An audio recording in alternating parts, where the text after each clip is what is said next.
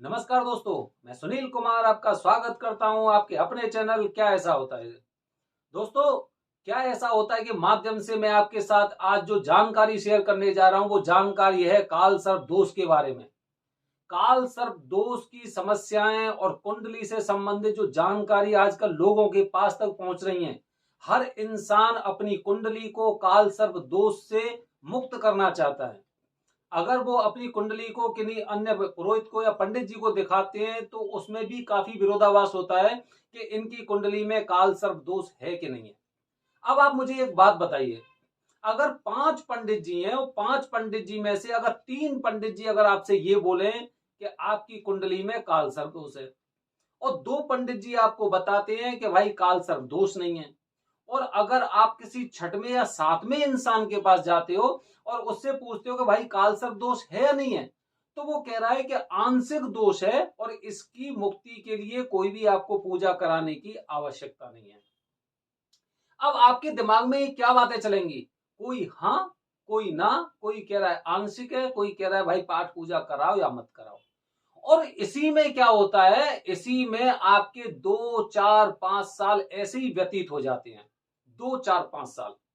अब अब आप प्रयास कीजिए, एक सोचिए। आप एक बात सोचिए कि अगर 3 पंडित जी या 2 पंडित जी अगर आपको काल सर्प दोष से पीड़ित बता रहे हैं, आपकी कुंडली में काल सर्प दोष बता रहे हैं, और उसी विरोधाभास में आपने क्या किया कि आपने 4 5 साल उसमें ऐसे ही बिता दिए, है या नहीं है, है या नहीं है। फिर भी दिमाग में एक ना एक चीज चलती रहती है जो समय पर एकदम अटैक करती है। उसका उदाहरण दे रहा हूं। सपोज करते हैं कि आपने अपने बेटे की कुंडली निकाली और बेटे की कुंडली में किन्हीं पंडित जी ने बोल दिया कि आंशिक काल सर्प दोष है या फिर काल सर्प दोष है। आपके बेटे की उम्र 20 22 24 साल के आसपास है। वो स्ट्रगल कर रहा है, वो कंपटीशन की तैयारी कर रहा है, उसकी काउंसलिंग चल रही है, कुछ भी चीजें ऐसी चीजें उसकी लाइफ में चल रही हैं। अब क्या होता है, 4 5 साल तक वो ऐसे ही स्ट्रगल कर रहा है। 4 5 साल तक उसका ना तो कहीं पे सिलेक्शन हुआ है, ना उसे अच्छी जॉब मिली है, और अगर जॉब भी मिली है तो क्या हुआ है कि उसमें उसको बहुत ज्यादा वो एक ऊपर वाला कैरियर में उसका ग्राफ नहीं जा रहा है, उसकी उन्नति नहीं हो पा रही है। अब आप सोचिए कि 4 5 साल बाद जब वो आपका बेटा स्ट्रगल करेगा, 4 5 साल तक स्ट्रगल करेगा, तब आपके दिमाग में एकदम अटैक होगा कि मेरे बच्चे ने इतनी अच्छी पढ़ाई की, उसके बावजूद भी इसका कैरियर आगे बढ़ क्यों नहीं रहा है, ये उन्नति क्यों नहीं कर रहा है, प्रोग्रेस क्यों नहीं कर रहा है। हो सकता है वो वाले पंडित जी थे, कौन से वाले पंडित जी, वो वाले पंडित जी थे, उन्होंने मुझे सही बात बताई थी कि कुंडली में काल सर्प दोष है। हमारी समस्याएं हम उन्हें टालते रहते हैं। जैसे आपने घर परिवार में देखा होगा, घर परिवार में क्या देखा है, अगर किसी इंसान को हल्का सा बुखार है, मार्केट गए, मेडिसिन लेके आए, और मेडिसिन लाने के बाद आपने वो जो पैरासीटामोल या कोई भी टेबलेट आती आपने उसे दे दी और वो सही हो गया। फिर दूसरे दिन या तीसरे दिन उसे फिर फीवर होता है, बुखार चढ़ता है उसे, आप दुकानदार के पास द्वारा जाते हैं, केमिस्ट के पास, उससे कहते हैं भैया वो आपने उस दिन दवाई दी थी उससे आराम मिला, लेकिन आज उसे बहुत तेज बुखार आ रहा है। मतलब हमने क्या किया, हमने उस परेशानी को जीवित रखा, उसका खत्म नहीं किया, उसका खात्मा नहीं किया हम लोगों ने। उस बीमारी को पूरी तरह से अगर हम उसी समय जाते कि भाई बेटे को हमारे को बुखार आ गया है और आजकल ऐसी खतरनाक खतरनाक बीमारी चल रही है, तो मुझे इन सब चीजों से बिल्कुल कॉम्प्रोमाइज नहीं करना है और मुझे डॉक्टर के पास जाना है, अच्छे डॉक्टर को इसे दिखाना है, जिससे कि एक ही बार में और इसकी बीमारी का खात्मा हो जाए। तो वो बीमारियां किसने पाली, वो हमने पाली। वो 5 साल अपने बेटे के किसने खराब किए, हमने खुद ने खराब किए, क्योंकि हमें नहीं पता है कि वो बच्चा आपका तरक्की कर पाता या नहीं कर पाता।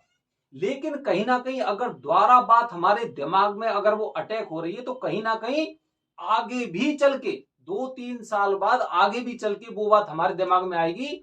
आप अपने घर परिवार के साथ इस मुद्दे पे बात करोगे और बात करने के बाद उस बच्चे के कानों में बात जाएगी जब वो पूजा कराएगा। तब तक उसकी एज कितनी हो गई, करीब 30 साल के आसपास का। जो बढ़ता हुआ कैरियर होता है वो 22 साल से 30 35 साल तक होता है, जिसमें आदमी के अंदर जुनून होता है कि मुझे कुछ ना कुछ करना है, ऐसी चीजें होती हैं।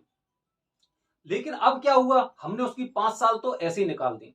ये हम बहुत बड़ी गलती करते हैं कि हम एक पूजा के बारे में इतना सब कुछ सोचते हैं। अगर कहीं पे भंडारा हो रहा होगा ना, आपने बहुत जगह देखा होगा, जैसे कि अभी गणपति बप्पा की जो पूजा हो रही थी, उसके बाद माता रानी के ये शुरू हो गए, नवरात्रा शुरू हो गए। कहीं पर अगर भंडारा लगा हुआ है या फिर कहीं पे देवी का कुछ स्थान बैठा हुआ है, तो वहां पे आप जाके 2, 4, 5 हजार रुपए दान कराओगे, दान करके आ जाओगे। लेकिन पूजा कराने के नाम पर आप एकदम चुप खींच जाते हो और उसे आप एकदम थोड़ा थोड़ा और डिले करते रहते हो, जिससे कि आपके परिवार में वो परेशानियां एज इट इज बनी रहती हैं। मैंने तो ये एक बात मान ली, और आप भी इस बात को थोड़ा थोड़ा सोचिए। मैंने ये कहा कि चलो ठीक है, आपकी कुंडली में काल सर्प दोष नहीं है, मैंने मान लिया कि काल सर्प दोष नहीं है। लेकिन अगर काल सर्प दोष की पूजा अगर हम करा रहे हैं, तो क्या उससे हमें कोई नुकसान होगा? और होगा तो कैसा नुकसान होगा, क्या नुकसान होगा?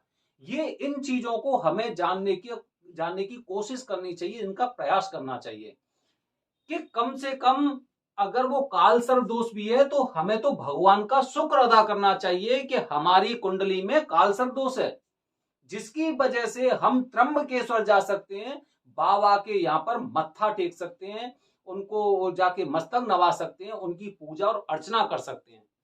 हर किसी इंसान को ये चीजें नसीब नहीं होती कि वो जगह जगह बाबा के दर्शन कर सके या फिर वहां पर मत्था टेक सके। लेकिन अगर कुंडली ने मुझे अगर ऐसी अच्छी चीज दी है कि चलो ठीक है, वो दोस्त के नाम पे दी है, लेकिन वो दोस्त अगर मुझे प्रभु से जोड़ रहा है, अगर वो दोस्त हमें भगवान शिव के चरणों में ले जा रहा है, तो मैं तो इस वाले दोस्त से बड़ा धन्य हूं, बड़ा धन्य मानता हूं अपने आप को कि कम से कम इस बहाने से हम लोग वहां पर गए।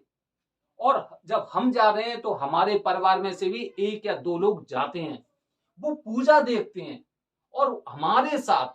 अब आप खुद देखिए कि मेरी कुंडली में दोष होने से, कालसर्प दोष होने से, मेरी पत्नी भी गई, मेरे बच्चे भी गए, और काफी लोग क्या होता है अपने माता पिता को भी लेके जाते हैं। तो अब आप खुद सोचिए कि कालसर्प दोष एक बीमारी है, एक खराब चीज है, या फिर एक बहुत अच्छी चीज है।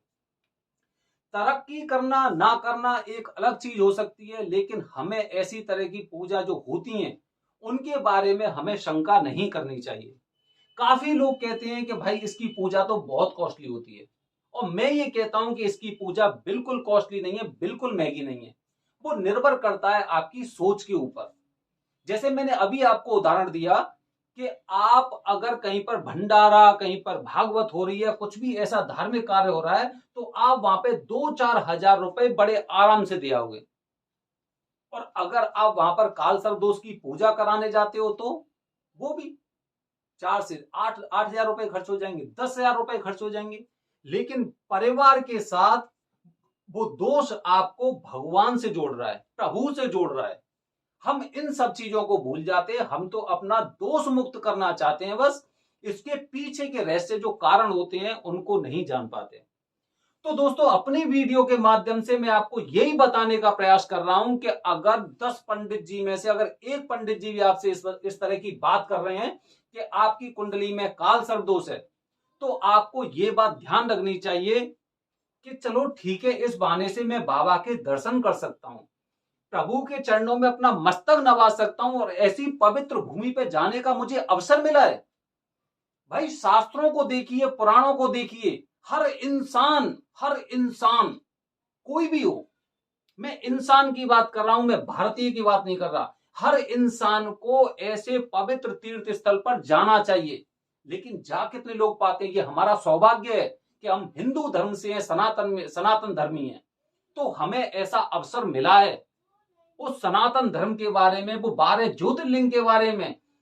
ये हमारा एक सौभाग्य है, और हम उस सौभाग्य को दोष युक्त होकर हम सोचने की कोशिश करते हैं, सोच रहे हैं। अगर आप काल सर्प दोष की पूजा कराते हैं, तो काल सर्प दोष की पूजा अगर एक बार अगर आपने करवाई, तो उसके ज्यादा से ज्यादा आने जाने, खाने, रहने के साथ आपके जो पैसे करीब 10 हजार के आसपास आप खर्च मान सकते हैं। और 10 हजार रुपए में आपका परिवार, आप परिवार के सहित एक पवित्र तीर्थ स्थल में पूजा कर रहे हैं। ये आपका सौभाग्य है। और उसके साथ ये भी सौभाग्य है, आप जब वहां पे जाएंगे तो आप कहेंगे कि मुझे हिंदू धर्म में या सनातन धर्म में जो जन्म लेने का मुझे सौभाग्य प्राप्त हुआ है, वो आज मेरा धन्य हो रहा है। तो दोस्तों, मेरे इस वीडियो कहने का उद्देश्य यही है कि ये ऐसी पूजा होती है कि इन्हें कराने से कोई नुकसान नहीं होता है, बल्कि एक ऐसा फायदा होता है कि हम कम से कम प्रभु से जुड़े रहते हैं, वहां पर जाते हैं और बाबा की लीलाओं को, बाबा की चीजों को हम देखते हैं, प्रकृति के बारे में देखते हैं, 12 ज्योतिर्लिंग के बारे में देखते हैं कि ज्योतिर्लिंग क्या हैं, कैसे हैं, और हमारे लिए तो वो एकदम खास है। तो दोस्तों, इसीलिए अगर आप पर काल सर्प दोष है तो उसे दोष मत मानिए, बल्कि एक सौभाग्य मानिए, क्योंकि उसकी वजह से आपके पूरे परिवार के लोग एक पवित्र तीर्थ स्थल त्र्यंबकेश्वर में जाकर और वहां पर पूजा करा रहे हैं। ये एक सौभाग्य है। दोस्तों, अगली वीडियो में लेके आऊंगा ऐसी पितृदोष से जुड़ी हुई जानकारी के लिए। बने रहिए हमारे चैनल से। धन्यवाद दोस्तों। जय हिंद, जय भारत, हर हर महादेव।